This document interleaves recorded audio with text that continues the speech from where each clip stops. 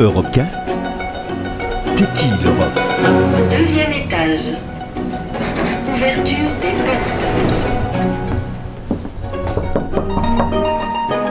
Anouk Durocher sur Euradio.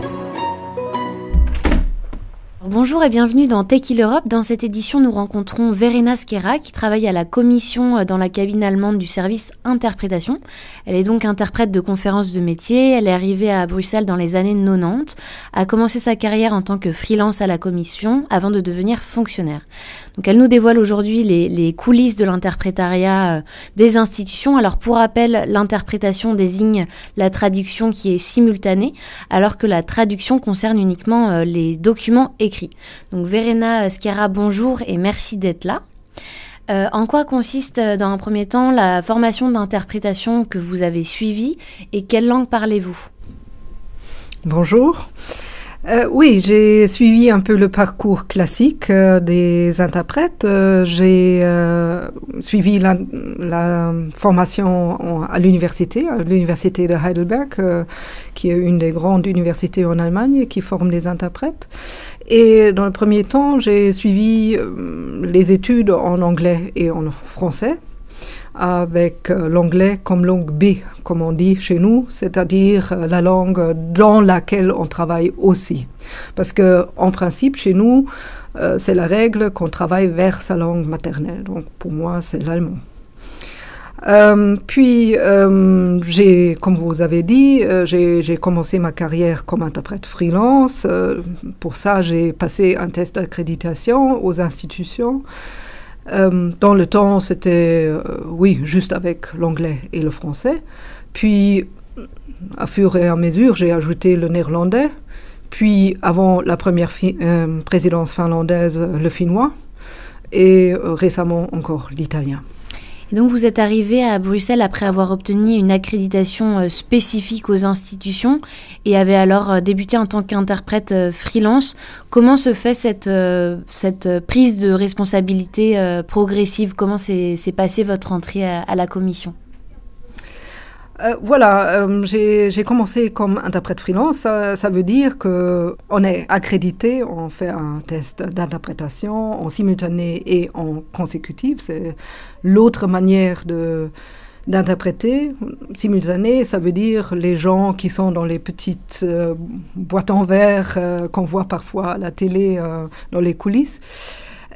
Et il y a aussi l'interprétation consécutive, ça veut dire qu'on accompagne quelqu'un, qu'on prend des notes et qu'on rend ce qu'il a dit après dans l'autre langue. Et une fois passé ce test, on est sur une liste d'interprètes freelance pour les institutions. Donc, s'ils ont besoin d'un peu plus de gens, ils appelait dans le temps. Maintenant, c'est tout informatisé, donc maintenant, il y a des calendriers digitaux, numériques.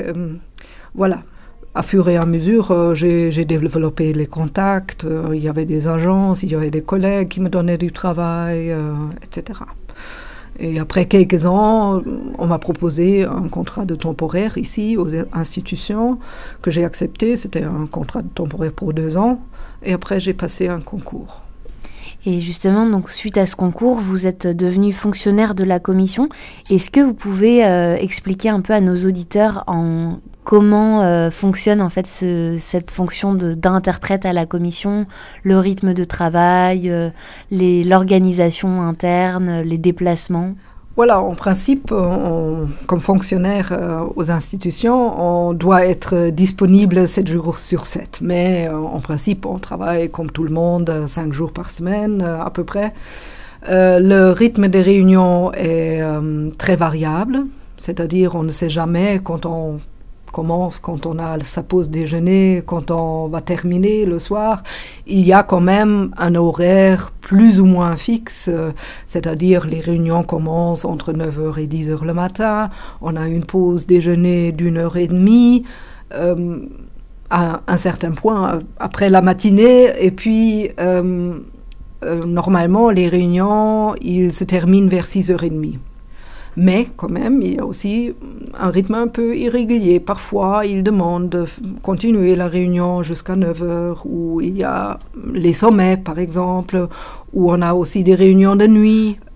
Ok, on est compensé le lendemain si on a travaillé la nuit. Bien sûr, on ne doit pas travailler à 9 heures du matin, mais quand même, c'est un peu un rythme irrégulier.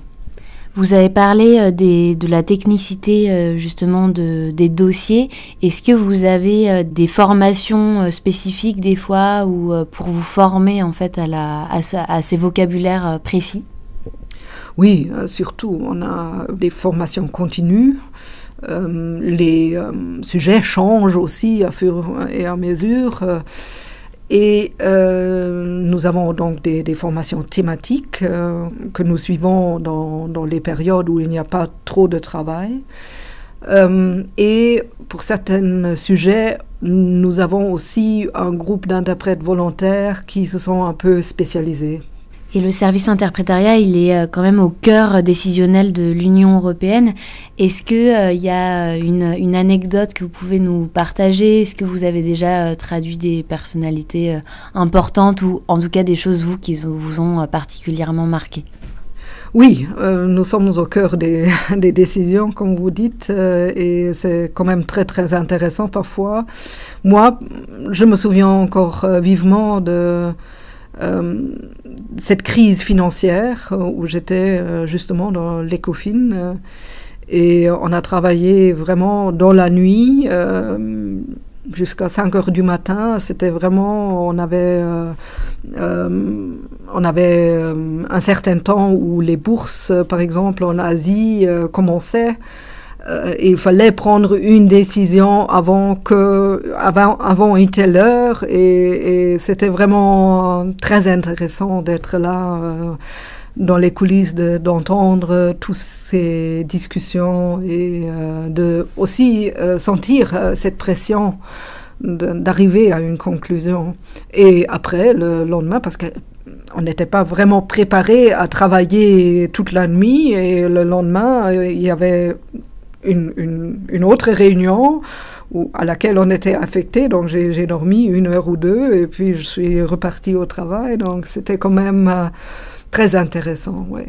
Et bon, les gens, bien sûr, les chefs d'État et de gouvernement, je me souviens d'un sommet à Laken, par exemple, dans le palais ici à Bruxelles, le palais du roi, ça c'était quand même aussi un peu spécial.